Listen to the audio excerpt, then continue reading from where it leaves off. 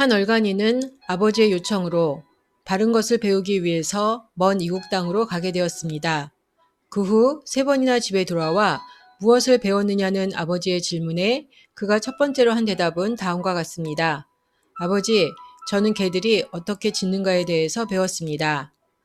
그의 두 번째 대답은 새들이 어떻게 말하는가 배웠습니다. 세 번째 대답은 개구리들이 어떻게 노래하는가 배웠습니다. 이러한 아들의 대답에 실망한 아버지는 화를 내면서 그 얼간이 아들을 밖으로 쫓아내고 말았습니다.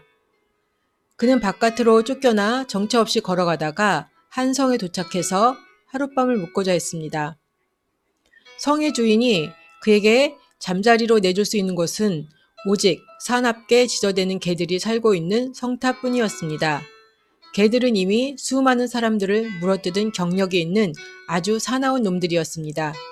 하지만 그는 두려움 없이 먹을 것을 조금 가지고 성탑 안으로 들어갔습니다. 그는 지저대는 개들에게 매우 다정한 태도로 말하기 시작했습니다.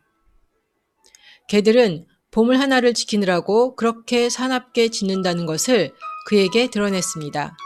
그리고 또 그에게 보물이 있는 곳으로 가는 길을 알려주었으며 보물을 찾아 꺼내는 것을 도와주었습니다. 내 안에 숨겨져 있는 나의 보물에게 다가가는 길도 사납게 짖는 개들과 대화함으로써 나의 고통, 나의 문제, 나의 두려움, 나의 상처 등 내 안에서 짖으면서 나의 에너지를 쇄진시키는 존재들과 대화함으로써 갈 수 있습니다. 위로부터의 영성이라면 그 사나운 개들을 성탑 안에 가두고 그 옆에 하나의 이상적인 건축물을 세우려고 할 것입니다.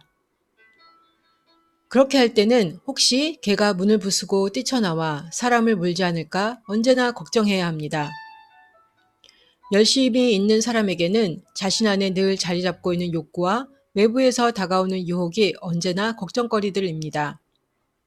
그래서 이들은 삶을 자유롭게 펼쳐나가지 못하고 자신이 설정한 울타리 안에 가두어 버리게 됩니다.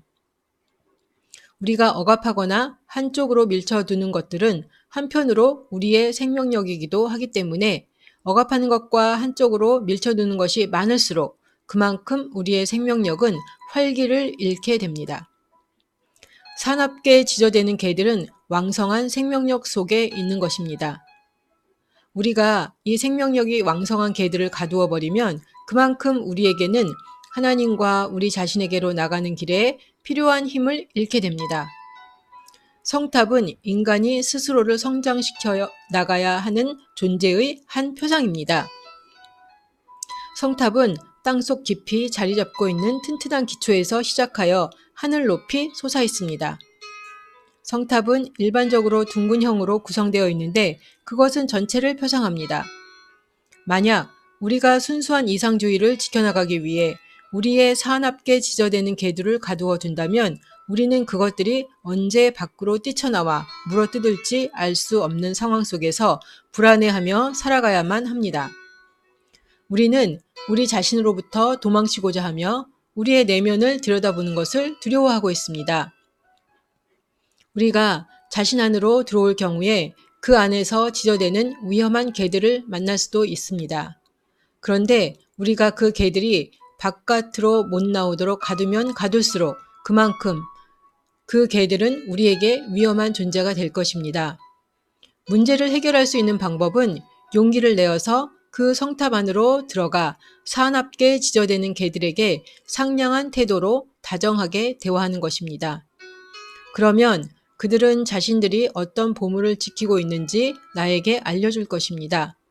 내 안에 들어있는 하나의 새로운 생명력과 순수함이 그 보물일 수 있고 하나님께서 본래 만드신 참된 나 자신이 보물일 수도 있는 것입니다.